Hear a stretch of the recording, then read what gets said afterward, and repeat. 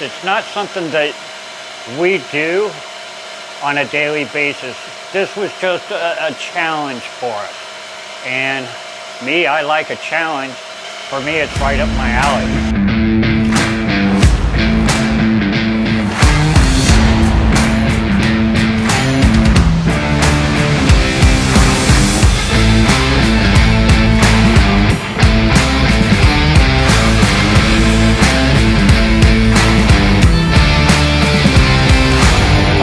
Jim from JE Reel, and today we've got an interesting project we're doing. This is Tesla running gear, engine package, transmission, with the CV axles being put into a early model Bronco. I believe it's a 69 or a 70, and the guy wants to make it electric. So we've modified his axles from the Tesla to become drivelines. So we use the inboard joint, which is the output from the Tesla transmission, have modified the ends to go to a flange on a Ford 9-inch, and then on the Dana 44 front would be a slip yoke and a U-joint. Some of the challenge that we faced in building this was to have the movement he needs. We've got to find a way to keep the inboard joint in the axle because it's a very light snap ring, and with a little bit of wobble or anything or a tug on it, it will come out of there. Because in the car, it's at a fixed length and it's not made to have as much travel as needed in a four-wheel drive. So after getting all the measurements of his ride height, the full droop, and compression, we had to modify some parts internally, add a spring so that the spring pressure as it moves will constantly want to push that inboard CV joint back into the transmission. And then of course to put a heavy wall tube in, machine everything to fit, and then weld it up so that it's going to be plenty strong to transmit the torque that this guy will be applying to it. The CV that goes to the wheel had to have the splines machined off and changed so that we could mount it, a U-joint at one end and a flange at the other end, to mount to the different axle front and rear. So one of the challenges when you're taking an axle and turning it into a driveline is the driveline speed, let's say, is at 2,500 RPM. And this will run the car at 75, 80 down the road. Okay. An axle normally at that speed is only going about 600 RPM because you've gone through the ring and pinion, which adds torque but has slowed down the actual axle. And then you pick up your speed again because you have a larger tire, which turns into more, feet traveled per revolution.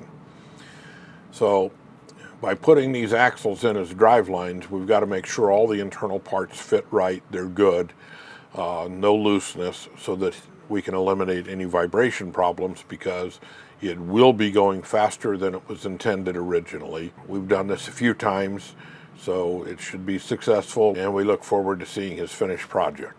I'm Ray here at JE Reel, and we've taken on a special project. And I've got a couple goodies here sitting so that way you can take a look at what we've started with. The flange, which is now this piece, originally looked like this with splines in it and a male pilot. The Bronco differentials already have a male pilot in them, so we had to take and remove the male pilot and put a female pilot. We retained the Tesla inboard joint, which is actually a plunge tripod joint, and it's mandatory to keep this on the axle because this goes into the Tesla transaxle.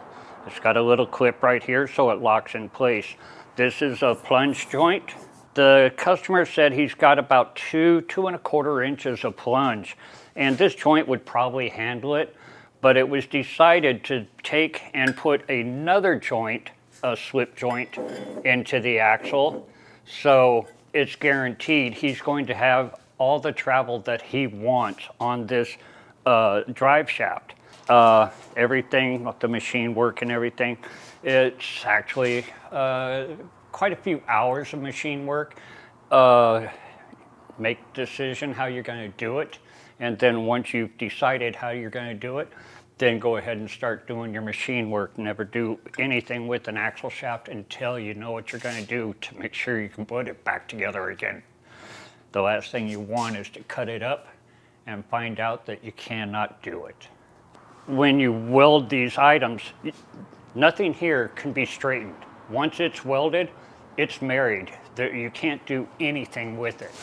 Okay, we've taken and mounted our axle shaft onto the balancer, and I've secured it in place, so it's pretty much guaranteed it's not going to come off. We're running on our live center back here, and then we've got our differential flange down at this side here. That's going to be our driver, and I'll go ahead and fire it up. We're going to be at low RPM, just so you can take a look at some of the run out it's got is in here. And as I said, once this is all married together and welded, there's no straightening anything. So you really want to try and get it as straight as you absolutely can prior to welding.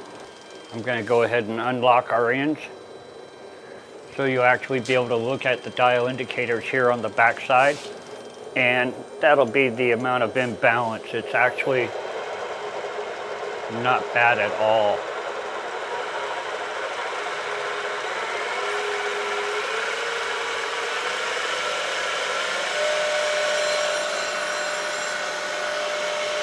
That's about 1600 RPM right there. And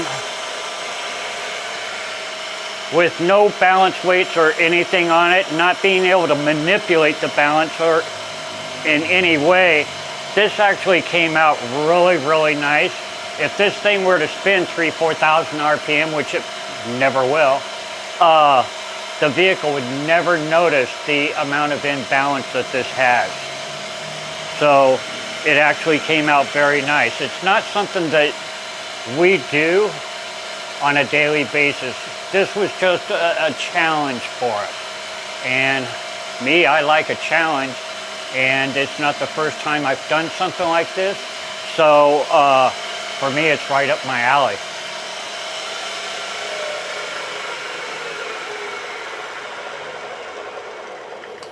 So there you have it. Your Tesla to your Ford Bronco with 9-inch differentials. And this is going to work out really, really well for this customer.